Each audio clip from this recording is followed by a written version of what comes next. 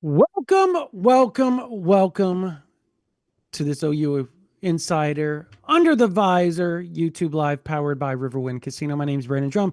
Parker Thune, Spencer Forsythe on the board. Sorry, we're late. We're late. That's Why are we my late, fault. Brandon? We are late because I was talking to Jaden O'Neal's dad on the phone and getting some clarity to some things. And we're going to dive into all of that, plus the big ChampU BBQ. Um, Everything that's going on. There's a lot of stuff going on. Oklahoma got to commit over the last since we last talked to you guys. I They also had a expect decommit. they also had it. Yeah, I was about to go. I was about to say they're about to have another commit, or you assume another commit here pretty soon, um, with another official visitor that we feel pretty good. Oklahoma is in pretty good standing with none other than Josiah Jefferson. We'll see, and we'll talk about why we feel good and what the holdup is and all that as well. We'll talk about announcements forthcoming as well, with a couple of other big OU targets, and then obviously the Jaden O'Neal, Bo Bentley situation. All of that right here on this OU Insider Under the Visor YouTube Live, powered by Riverwind Casino. But first, Parker, take it away. Let's thank our sponsors. Yes, Riverwind Casino, folks, is our presenting sponsor here on the OU Insider YouTube Live. Riverwind Casino has been OKC's premier gaming destination for almost 2 decades now. Nearly 3,000 electronic games, table games, bars, and dining options, plus the best live music in the metro. Beats and Bites coming up. It's no surprise that Riverwind is always a good time. Also, want to give quick shouts to our friends at Janiking. Janiking is a proud partner of OU Athletics and the greatest team to ever clean, delivering spotless results from stadiums to any size business across the country. So go check out which of their solutions is right for you or your business at janiking.com. That's JANIKING.com. Also, folks, control sweat anywhere on the body with Mando whole body deodorant formulated with mandelic acid to stop odor before it starts. 72-hour protection, excuse me. Mando just sent me their new deodorant with sweat control today. Very eager to try it out tomorrow. You can use code INSIDER for a site-wide discount when you go to shopmando.com, shopmando.com. And finally, test your knowledge of sports, particularly the NBA Finals, because as we know, Game 6 is tomorrow night, Oklahoma City.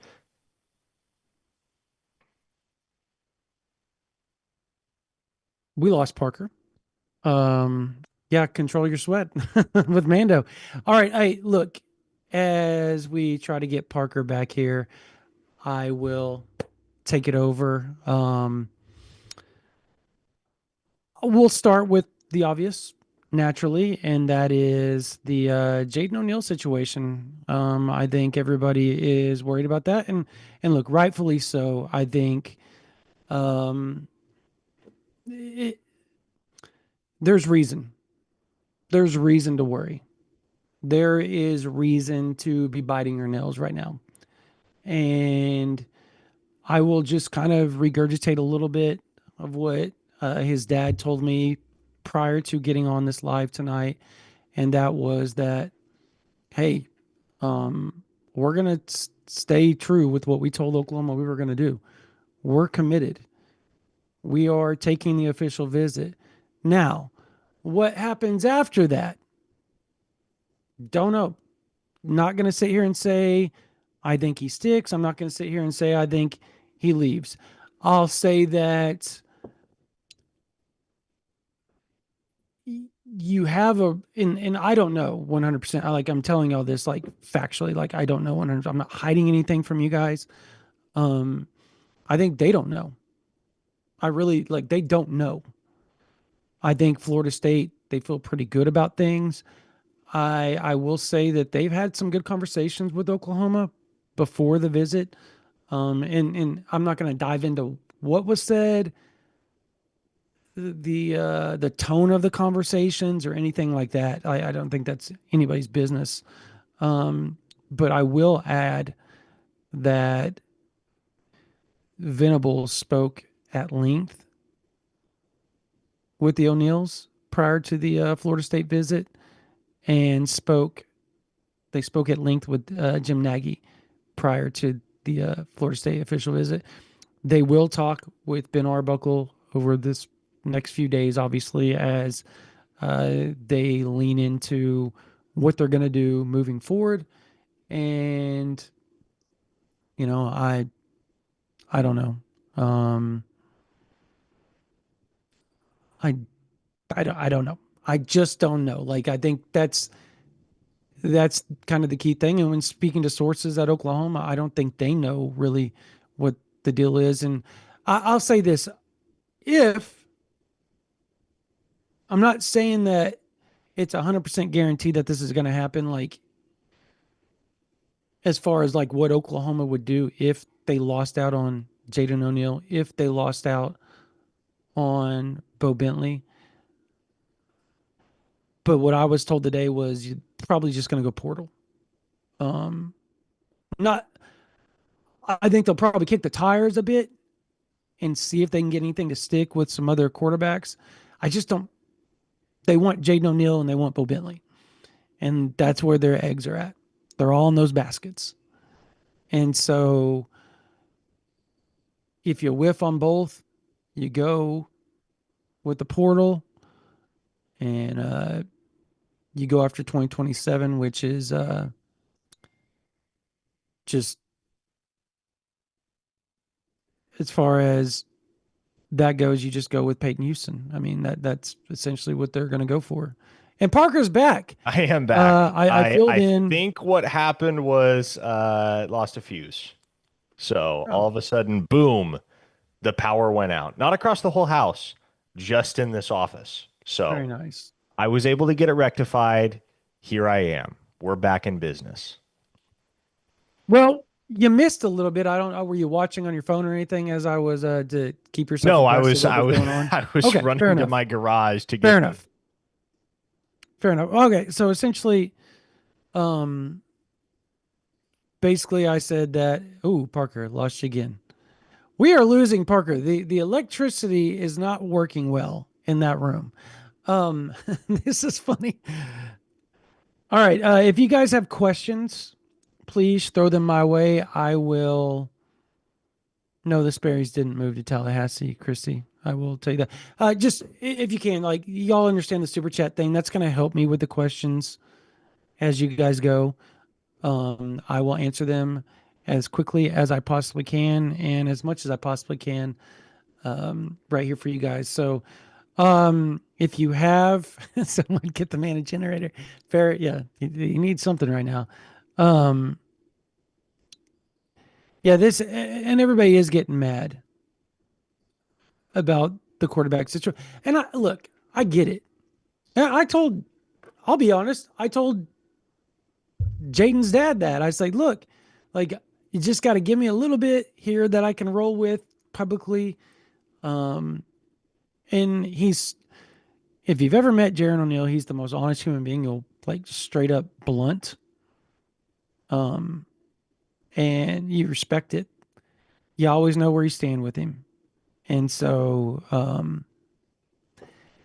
he essentially just laid it out there for me. And so that was a good thing. That was a really good thing because I was a little bit worried coming into this live and going on the board and not having anything. And there was a whole thread of people saying, "Oh, I thought Brandon would know it first." Blah blah blah. And I said, "I'm not going to talk before I talk to the O'Neals. I know what I know, and I know what I think I know. But until I hear it from them, I'm not going to say anything." And so that's essentially how I attacked this. And that's why I was kind of MIA on that because I was waiting for them to get home from Florida State, which they did today. So, um, Parker, Brandon. basically what I said. Let's hope your Had to turn a generator. few things off. I think we Okay. should have it under control. Fingers crossed. Essentially, what I said was Jaron and Jaden flat told me they're going to stick to their word. They're taking the official visit. How it plays out after that is anybody's guess. It's going to be how the official visit goes, how things get ironed out behind the scenes. And then I said, I talked to somebody today around Oklahoma, and if they were to miss out on Bo Bentley and Jaden O'Neal was to flip to Florida State, essentially what I was told is, yeah, maybe they would kick the tires around on a couple of guys, but they're probably going to go all in with the portal and then go go try to get Peyton Houston. That's kind Which of the makes idea. sense. I Yep. mean, if that's kind of how it falls, your options are going to be limited at this point in the cycle with Bentley off the board, with O'Neal off the board, with a lot of the elite arms in the 2026 class already off the board to other programs. Uh, it might be the best course of action to just pack it in, fill the void, whatever void there is postseason in the portal. And then, yeah, you hope Mhm. everything comes together this fall. You're able to win some games, make a resounding statement in Peyton Houston's recruitment, and get that kid on campus in the 2027 cycle. I firmly believe he's one of the best signal callers in the nation, if not the absolute best, regardless of class. So, Oklahoma has been pushing very hard there for a long, long, long time. That was one of Ben Arbuckle's very early priorities when he got to Oklahoma, was establishing that relationship and continuing the positive trend in Oklahoma's behalf or on Oklahoma's behalf in the recruitment of Peyton Houston. And so they've placed a very high emphasis on landing him in the 27 cycle. And that's kind of the way, Brandon, that we've always approached it is Mhm. the safety net, and we've discussed this many a time before, the safety net that you feel like you have is that if worst comes to worst and you don't get Jaden O'Neal and you don't get Bo Bentley, you feel as if you'll be able to make it work until you're able to get Peyton Houston on campus in 2027. And provided Oklahoma maintains the current trend in his recruitment, they should get him on campus in 2027. Nothing is a given at this point. They're going to have to fight off USC. They're going to have to fight off Texas. They're going to have to fight off Clemson. But Yeah. felt I've felt good for quite a while about where OU stands in that process and their ability to hold off all comers in the race for Houston. Yeah, I agree. I think where that thing stands is Oklahoma feels like they're the leader, but I just it's just such a long ways off that you can't really bank on it. And obviously Oklahoma will probably look at some other quarterbacks as well, just to, you know, you got to have something to lean on if you miss out there. Um, but also, again, I get the fans' frustration with how the quarterback recruitment has gone in 2026. Like, honestly, like I understand it. I get it. There's a reason to be frustrated. But you can't just freak out anymore because you always have a chance to go get somebody really good out of the transfer portal. Like, that's a real thing now. It's not the end of the world. That said, man, if you miss out on O'Neal and Bentley, that is such a hard thing to come back from. And you're literally going to be losing the two guys that would essentially be the corner pieces of your class, the like the foundations of your class. Like being able to walk in and say, you have Jaden O'Neal committed is something that we've heard multiple recruits talk about. They've got a good quarterback committed to him already. Like, they're going to have a good quarterback. If you were to lose Jaden O'Neal, if you were to miss out on Bo Bentley, the foundational pieces of the recruiting class are it's a harder sell to these the skill position guys. Like you have Zachariah Turner coming in this weekend. You're in a good spot there. You lose a quarterback after the visit, or let's say they asked Jaden, Turner asked Jaden during the visit, how do things stand with you? Or how do you look at things? And if O'Neal's honest, like that's a hard sell. That's hard for the coaches to come back from on that, right? Like, and that's assuming things are bad, which I don't think they're like horribly bad. I think I think the conversations between Arbuckle and the O'Neals are going to be interesting this weekend. And I'm not saying anything that anybody doesn't know. Like you can see that, Parker. It Stevie Wonder could see that. So yeah, there's a lot to there's a lot to really marinate on when you're thinking about how all this is going to play out over the next 14 days or It'll be so. interesting, man. It's starting to feel like we are entering the final days of this process in both guys' cases, right? With Jaden O'Neal and Bo Mhm. Bentley both, it feels like a final decision. The the ultimate outcome is creeping closer and closer. I think by the end of the month, reasonably, we should know where both of these guys are going to end up signing. Yeah. And after that point, I doubt much of anything changes, Brandon. I think if it's OU for Jaden O'Neal at the end of this month, it'll remain OU till signing day. If it's Florida State for Jaden O'Neal, it'll remain that way until signing day. Much the same for Bo Bentley. If it's OU, it'll stay that way. If it's LSU, it'll stay that way. So there's been so much uncertainty. There's been so much back and forth. There have been so many Hmm. variables in the equation. But fortunately, it does feel like we're not much more than a week or two from being able to speak objectively rather than subjectively about where those processes are at and Yeah. speak with some hindsight as opposed to a lot of speculation, a lot of prognostication, the way it has been for months and months now. We got a $20 super chat from Hubinator Boom, who said, one large caveat. How good is Whit Neubauer? I understand time will tell, but he could be a sleeper. Yeah, he could be. I think it just comes down to how long a guy like that is willing to stick around. Because I think the succession plan at Oklahoma is pretty clear as of right now. They would like for it to go Mateer Hawkins. And Hmm. Neubauer is in Hawkins' same class. So is he willing to A, stick around and compete with Michael Hawkins, who has a lot of physical advantages over pretty much anybody he might be pitted against in a quarterback competition? Uh, and not only that, if the battle doesn't go his way, at that point, is he willing to stick around even longer? He's probably redshirting in 2025, so he'll get the chance to save a year of eligibility. He'll come back next year, whether at Oklahoma or elsewhere, with 3 years of eligibility at his disposal. I do like some of the stuff he put on tape at Mercer. I do think he could be a player at the Power Four level.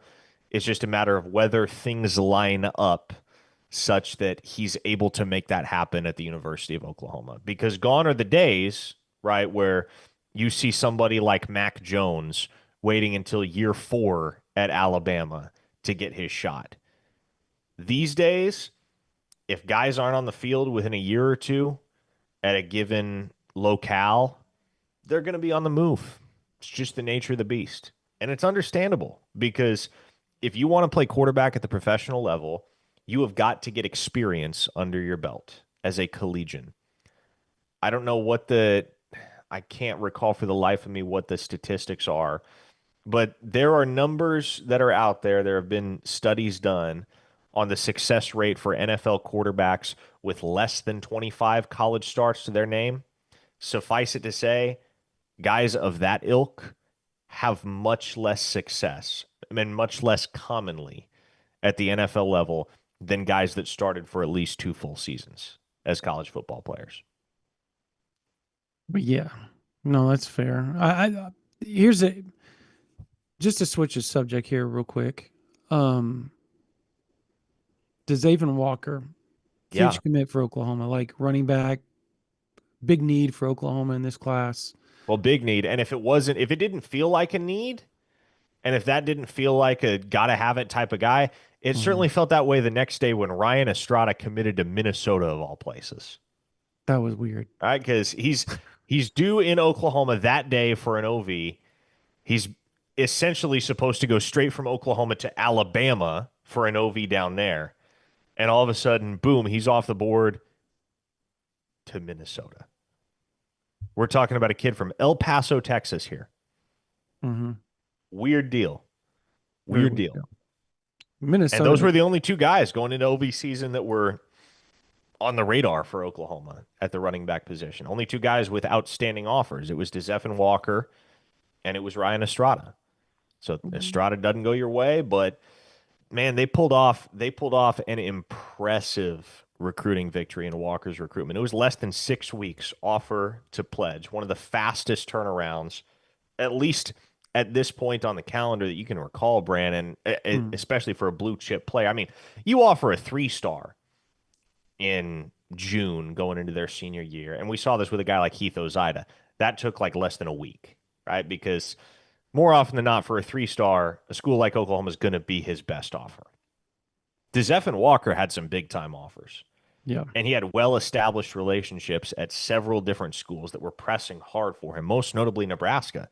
He was Mhm. supposed to be up there this coming weekend to take his final official visit with Nebraska. And the consensus was that the Huskers were kind of the leader in the clubhouse going into OV season. Oklahoma changed that in a hurry. I mean, the fact that Oklahoma's gone up against Nebraska, what, 4 or 5 times over the last 2 cycles, where Nebraska is trying to think, they've beaten Oklahoma out more often than not, have they not? If I remember correctly. Nebraska in recent years, yes. Off the top Yeah. of my head, they certainly have a winning record against Oklahoma in head-to-head battles, of which there have been several. Yeah. Cortez Mills, Christian Jones, Grant Bricks, Cade Petchak, Malachi Coleman. Hmm. Yeah, Nebraska's had a high hit rate with guys like that. That to me was probably the most impressive thing is that you get a kid that was seemed fairly heavy with Nebraska and several other, you know, high ranking schools, and Oklahoma comes in way late and then bam, you know. But this is we've seen DeMarco do this before. He does a really good job. I don't know how he does it. He does a really good job of coming in kind of late on guys and winning them over. And so I guess what I'm more interested in is as far as fit goes, like as far as like when you watch his film, like he's a balanced back is what he is. Like he's not like a straight speedster. He's not straight power. Like he can do almost everything. And he fits a lot of what historically Oklahoma's had at running back. Do you agree with that? He looks like an Oklahoma back. He does. I commented that to me, he's somewhere in between Kennedy Brooks and Eric Gray. I think if you watch his tape, what stands out is the instinctual nature Hmm. of his running style. He's really, really good at going east and west in addition to north and south, but he's not meandering east to west. He's running in a very purposeful manner and he's running with instinct. He has sort of that sixth sense. It's conspicuous on film. He knows where the hole's going to be. He knows where the crease is going to be. He knows where his blocker's hip is going to be, even when it's not immediately apparent right there in front of his eyes. There's a level of instinct in the way that he runs that makes him a really fun watch. He's got good speed. I don't know that he has elite speed. I don't know that he's going to be running away from dudes in the SEC, but he's got plenty of top end speed. He's got a 100-meter time under 11 seconds, and he accelerates really well. He's Hmm. got some burst. And so, all in all, you combine that with the frame, 6 feet, 205 pounds. He has the makings of a 3 down back at Oklahoma. If that's what he morphs into, it's a huge win in the 26 cycle for OU when it felt like they were going into OV season with no sure things whatsoever at the running back position. Yeah. No, that it was a huge get. They also had Oklahoma also had this past weekend JUCO tight end OU legacy, former Hooper Josiah Jefferson, little brother of none other than former OU great safety Tony Jefferson.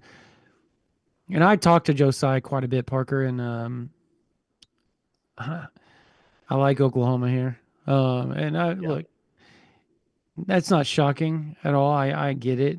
Not saying anything that everybody else probably could figure out without talking to him, and that's fair. But you talk to a kid that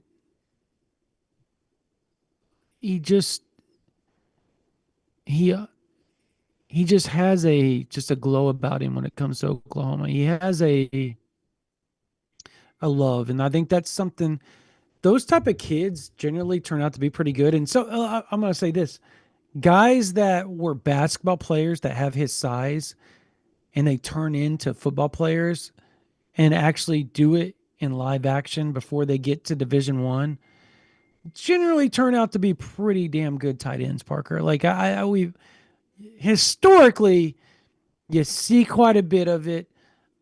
Tony Gonzalez, oh my gosh, Chargers. I just went blank. Antonio Gates. Antonio Gates. But there's been so many. I mean, a former Hooper, uh, Kelsey was a Hooper at Cincinnati. Played, he got kicked off the football team. You know, he played on the basketball team. He's a Hooper.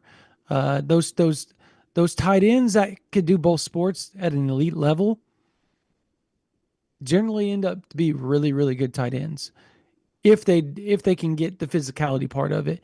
And you would expect, and what you see from Josiah Jefferson is that he is kind of physical, like he enjoys it. And so if Oklahoma can pull that off, and the fact that he's could potentially be on the roster, moving forward, I don't know that I would expect him to, I guess, contribute like the start of the season, but I think as the season goes along, you could see him potentially work his way into the rotation and be a fixture. Like, and we're talking hypotheticals here. First, he's got some clearinghouse things he's got to get ironed out and all that type of stuff to get this stuff to work. So we'll see. I was told that part of the issue is that his people, his representation in Oklahoma are doing their talks and they're trying to figure out how to iron all this stuff out before they go public with anything. So, but I like Oklahoma here. So, would be a big get. I'm not gonna lie. Like I It think he would would be a be. big get. And you'll take all the help you can get at tight end going into 2025 because man, Yes. you don't know what the answer is going to be. I think you feel confident it's there. Right? Whether it's Jaron Kanek or Carson Kent or Will Huggins, Caden Helms, even Josiah Jefferson, right? But you don't know what the answer is. Right. And so the more possible answers are there, the better chance you have of landing on one. Daryl Revels tossed us $2 in the super chat and said no debate around RB1. Money on RB2 for the season. I would bet you that coming out of camp, it's Xavier going to be Robinson. Xavier Robinson. Yeah. I would Just agree. because the bugaboo with Taylor Tatum is and has been the ball security, and Javante Barnes wasn't healthy all spring. So X has had the benefit of getting a lot of reps that would have otherwise gone to Barnes. And there's not that giant asterisk next to his name the way that there is next to Tatum's, where yeah, you're excited when you get the chance to send him in there, but you're also on the edge of your seat because he might just as well fumble the football as he might pop off for a 40-yard gain. So generally, in years past, I think you've seen Oklahoma go the conservative route early in the season with the Mhm. depth chart, and then the boomer bust guys, if they boom, are getting more run by midseason or so. So I would bet decent money that week one, the depth chart has Jaden Ott as RB1 and Xavier Robinson as RB2. I would concur. As far as decommits go, before we start talking about some upcoming uh, announcements, yeah, you lose 3-star IMG Academy offensive lineman Will Conroy, but we talked about it on OU. If you're on OU Insider VIP, like that wasn't a shock. Like it just wasn't. Like we said to you guys, Oklahoma, there was question whether they even wanted to take him or not. Like that was a talk Yep. within the offices. Like, we'll see. We'll see. And so I feel like he sensed it.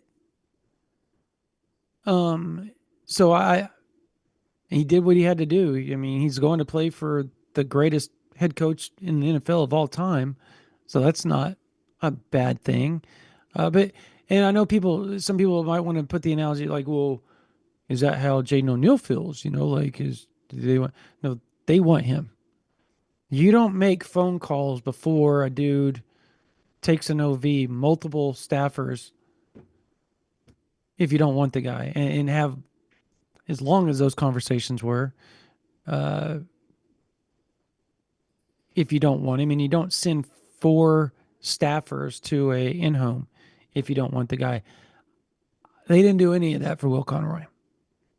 Nothing of that ilk for Will Conroy. So, yeah, I that felt like a long time coming, didn't it? Not Parker. Like it just felt like he was consistently kind of on the outside looking in a little bit, I at mean, least over the last few months. he had not been back to campus, I don't believe, since he committed.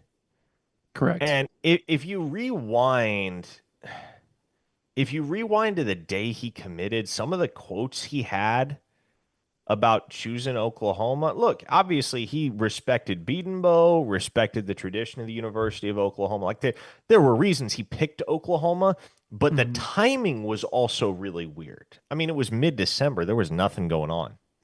Nothing going on. I mean, the portal, obviously, but as far as high school recruiting, just not a whole lot happening in mid-December. It was right around Christmas. And Yeah.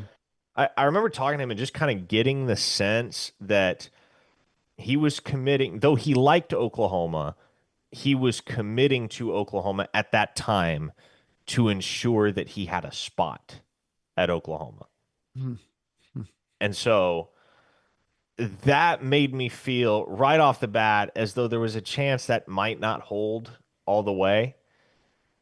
And North Carolina was the school that kind of emerged as the clear threat to unseat Oklahoma in that race. And from what I understand, they made a hard push, made it worth his while to get up there for an official visit and check things out and reevaluate his commitment to Oklahoma. The only thing that really surprised me was that he flipped to North Carolina before giving Oklahoma the chance to reestablish themselves as the spot, the destination, because he was due in town for his OV to Oklahoma this coming weekend.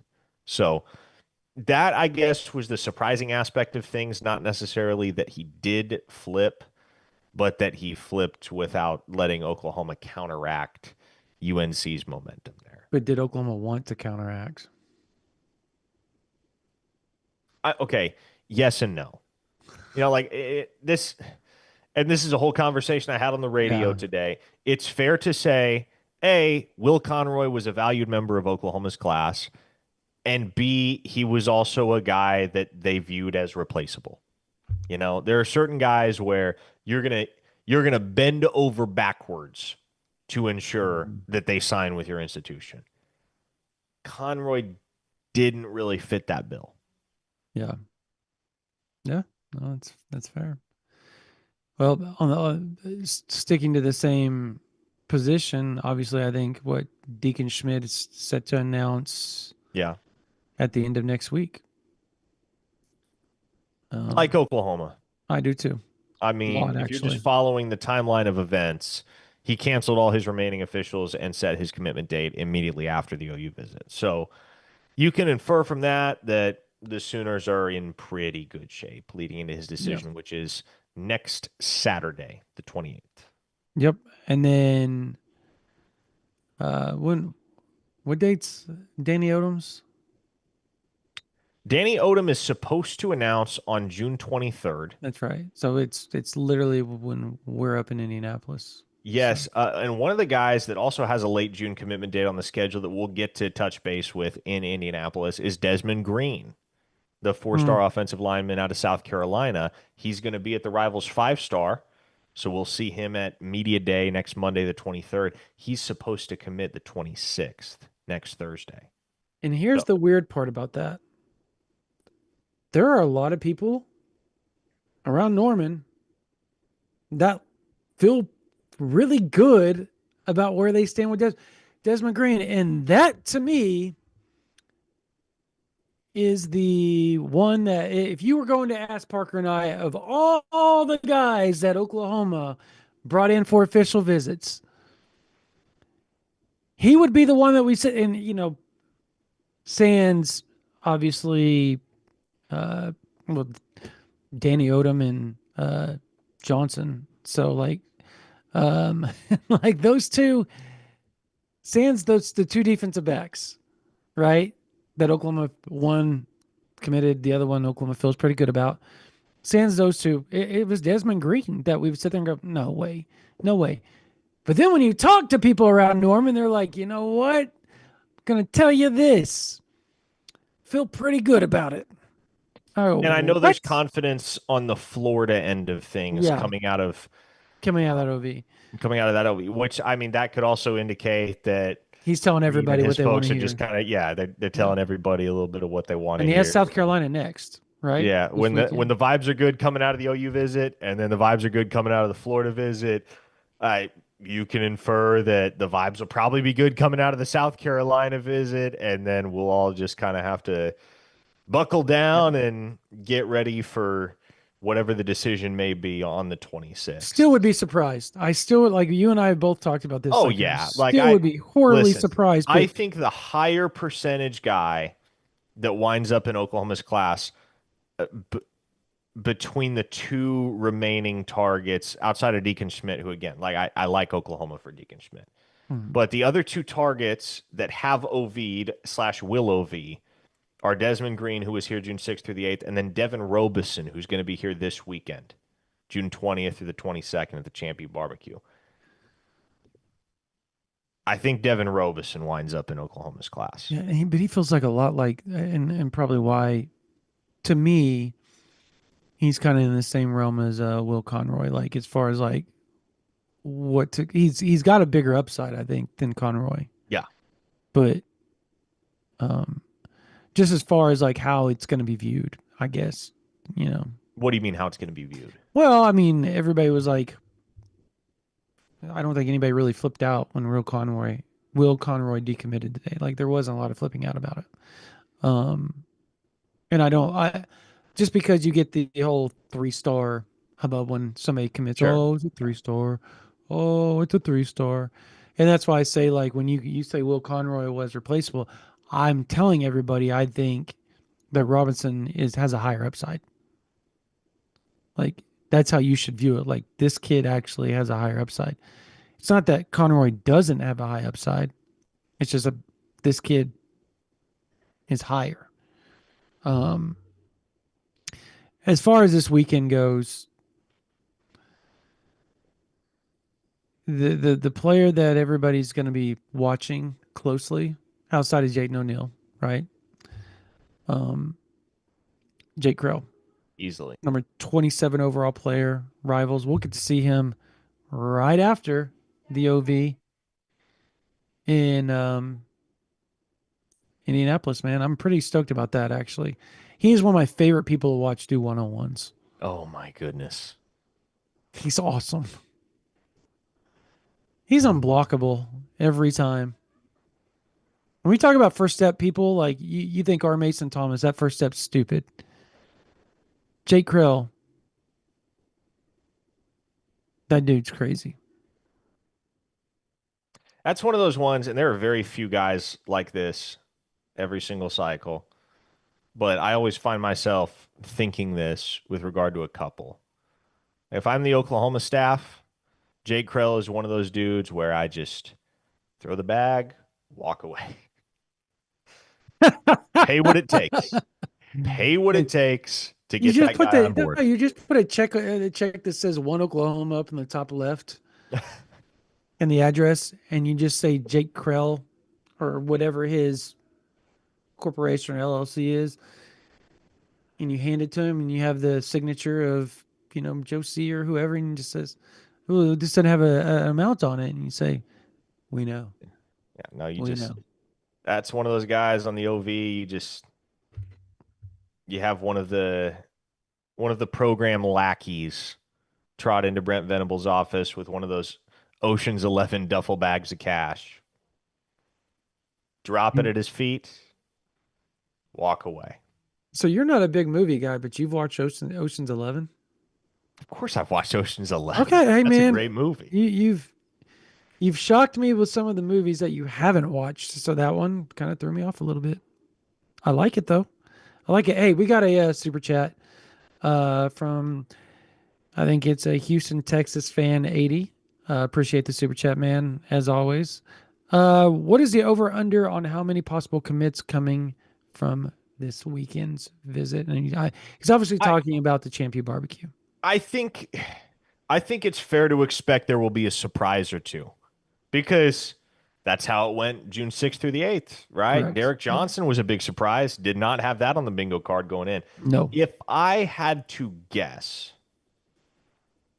if I had to hazard a guess as to how many guys Oklahoma gets committed on the visit itself, I'm going to say I think this number is going to be higher. To be clear, like I think this number is going to be higher than June 6th through the 8th because guys are coming to the end of their OV slate Yeah. this weekend. I would set the over under. 3.5. I would say 4.5, man. I would say 4.5. I really would because Yeah. Okay. So what's the timeline like when you say from this weekend's visit? Like to me, I okay. Regardless it's of when like they go within 10 public, days after kind of deal. regardless of when they go public, Okay. I think Oklahoma will have Oh in yeah, the more than neighborhood that. of Yeah. 4.5 guys that commit before leaving campus. Like they hand the staff their chip, they're done, they're in.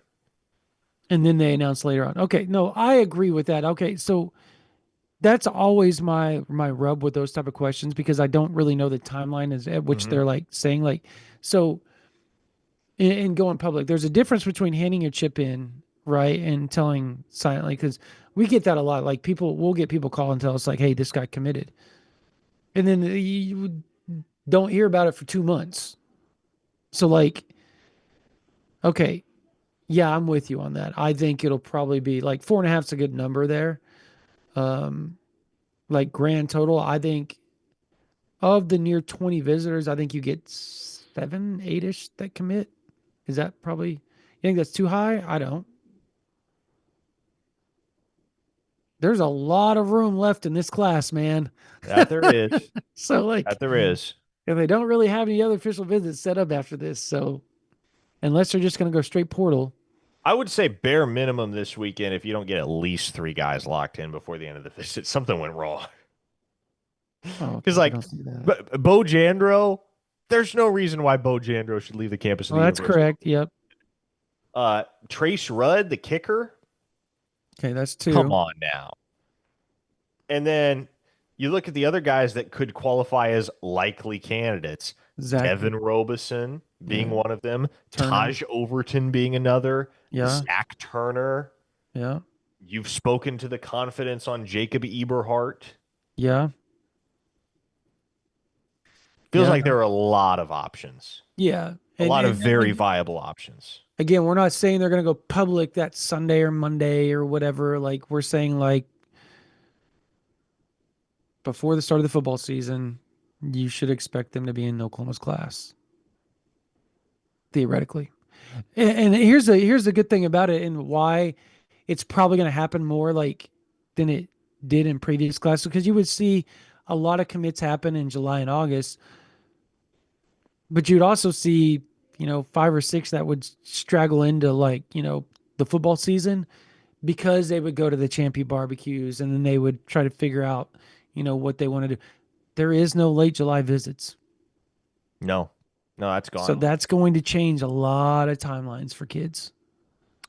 Um, Sean Riddle in the chat says, Parker, I love you, but you got to get a fade, not just one length on the sides, big homie. This is a fade. This is a fade, It's a Sean. fade. I do the same thing. 0 down here, 1 up here. There he is. Show it off. There we go. Um, what about just where you think this class is going to end up? Because rankings wise, I I've mean, been, Oklahoma, very briefly until Conroy decommitted, climbed into the top 25 on yeah. Rivals. So there's Mhm. been a lot of upward movement there. When I mean, they were sitting outside the top 40, I believe, when Nico Jandro committed. So They're steadily starting to creep up. I would say this class is, if it comes together the way we expect it to, a top 15 class. Yeah. I'm 8 to It could 12. be it could be Yeah. top 10. It I'm could be 8 to top 10. 12. Yeah. 8 to I 12. think I'm going to stick with that. yeah. I think a lot of that is contingent upon whether some of these guys that are currently committed or could feasibly wind up committed here soon rise in the rankings, because I do think there's potential for several big time stock risers this Hmm. fall. Agreed. Eberhart falls into that category. Bo Jandro certainly falls into that category for me. Hmm. Um, I think Walker's going to be in that Yeah. conversation. I was told he's going to be in an offense this fall at Rapec, a new offense with a new coaching staff that's going to force feed him the football. Deacon Schmidt Braxton for me. Lindsay, Hmm. like there's a bunch of guys amongst this group that just looking at where they're at right now relative to what is there on tape. Tyler Ruxer, another guy that feels like he's being slept on a little bit in the rankings department. This class, this class right now, whatever their cumulative number totals out to amongst themselves when you add up all of the ratings and stuff, like however they calculate that, that number will go up amongst the 10 guys that are currently committed to Oklahoma right now. And especially once you factor in some of those guys that maybe 3 stars right this second, like a Bo Jandro or like a Braxton Lindsay, but are probably going to have the type of year this fall that's going to elevate them into the realm of blue chip status. I feel pretty confident in asserting that some of these quote unquote 3 star U additions are going to be blue chippers by the end of the cycle. That won't be the case with every single one of them. You know, before Conroy decommitted, I would have said this about him. I'll say it about Devin Robeson as well. Um, Probably Nico Jandro too. The nature of the beast, because of the positions that they play, is that they're probably going to top out in high 3 star status, which is fine. Everybody signs 3 stars. But I do think there are several guys that may be 3 stars right now that are committed to Oklahoma or trending that direction that are going to wind up much, much higher ranked than they are right now. Totally agree. I guess the other big question is the longer this drags out for Bo Bentley, the better for OU, or how do you feel? I I don't even know anymore. I just don't know. That dude is playing this game really, really well.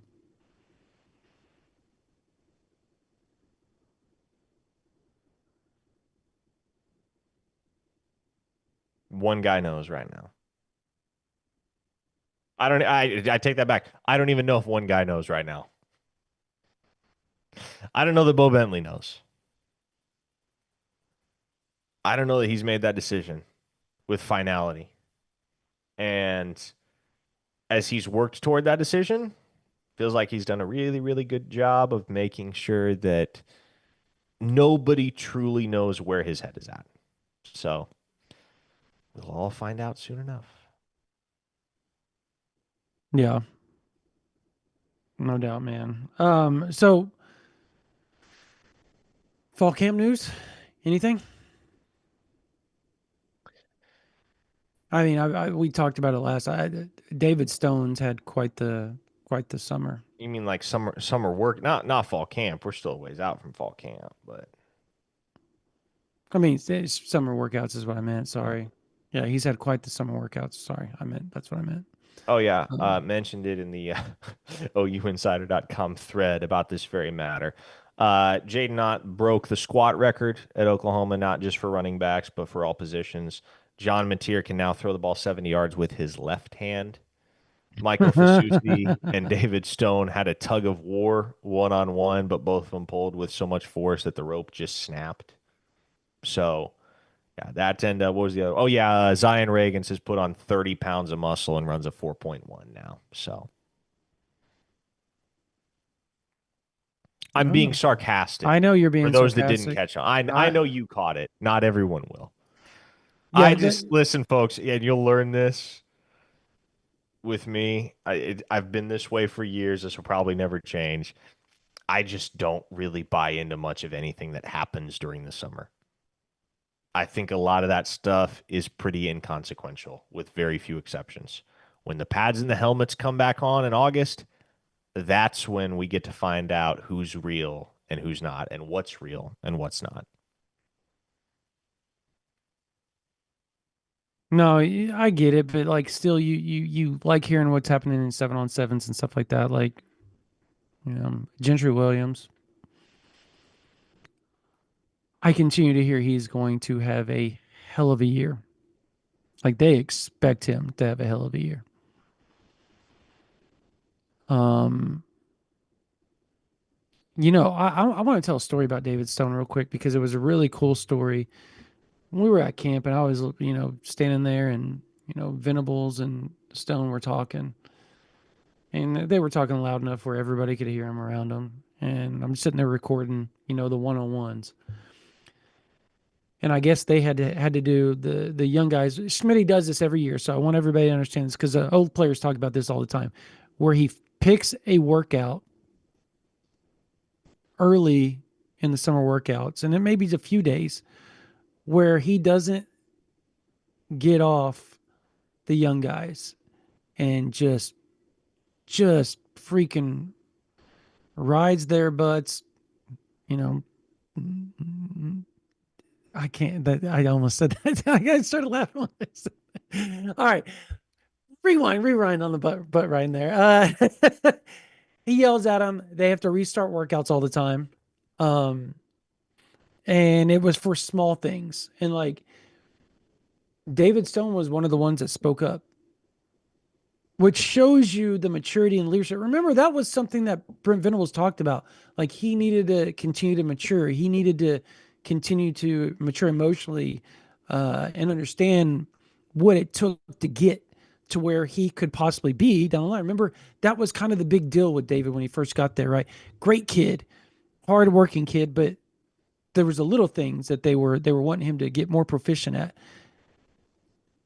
And that was something David talked about. He said, look, I stood up and talked to him and said, you guys got to stop trying to skirt through all this. The little things matter. And that's why we keep having to redo the workouts over and over and over because you all are trying to skirt through it and not do it the right way. You do it the right way the first time, you don't do it.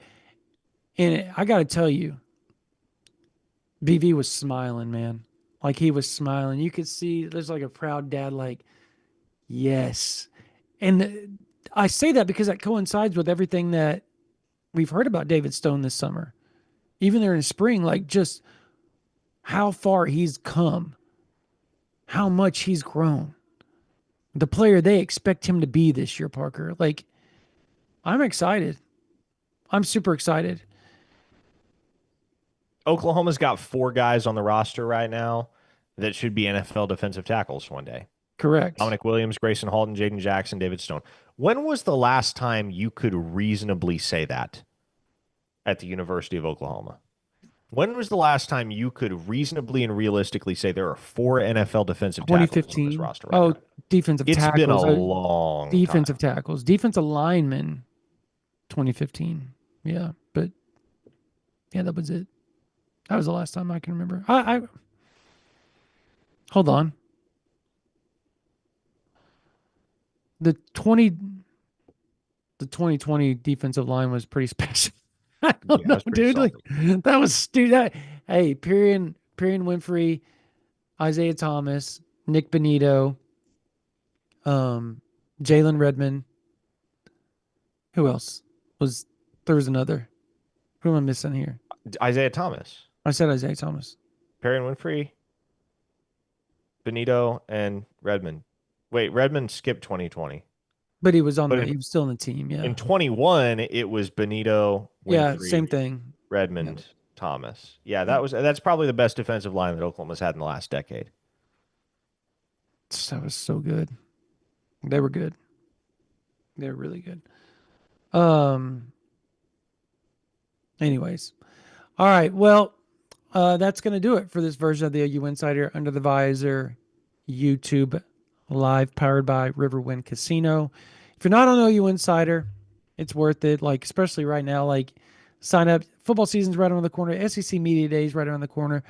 Um, Big visits, commits, summer workout notes. Like we talk about all that type of stuff on OU Insider VIP. It's been just it's been fun as hell if you've been on there. Like it's been just information. So um I'll have more on Jaden O'Neal obviously later on. Um but if you're not on OU Insider VIP, sign up. $9.95 a month, $9.95 for the whole year. Uh we will be around. Uh we will have what I'm excited. Did you know Steve Wiltfong is going to be at the Rivals camp? Because we're moving. So that means if you're on Rivals with OU Insider, you're going to get Steve Wiltfong. You're going to get everybody. You're going to get Parker, myself. Like you're going to get all the information. You're going to get the chat, some recruiting notes galore, team information abounds. The last time we had Steve Wiltfong and all those guys by our side, the board was rocking, and Yeah, we're excited boy. about it. When we're on the We're same excited. team as Steve, we are in our bag, historically Yep. speaking. Very Yep. excited for that little reunion. Yep. We do a good job. Like the conversations we all have with each other is usually pretty awesome behind the scenes, and it like we bounce stuff off each other, and like what are you hearing here and there, and that's how we stayed in front of everything all the time, and how we continue to stay in front because we're always working for you guys, and that's why we're out ahead of everybody else. So 9.95 a month, 9.95 for the whole year. Again, it's worth it. There's thousands and thousands of people already on there. The board's popping, lots of fun. So yeah, sign up. All right. Thunder up. Let's finish it. Finish it tomorrow. We're recording this Wednesday night. Let's finish this thing. Oh, so excited, Parker. Don't let me down. Don't let me down, J Dub. Don't let me down, SGA. Don't let me down, Chet. Please bring it home. Bring it home. All right. For Parker Thune, for Spencer Forsythe, my name is Brandon Drum. You guys have a blessed day.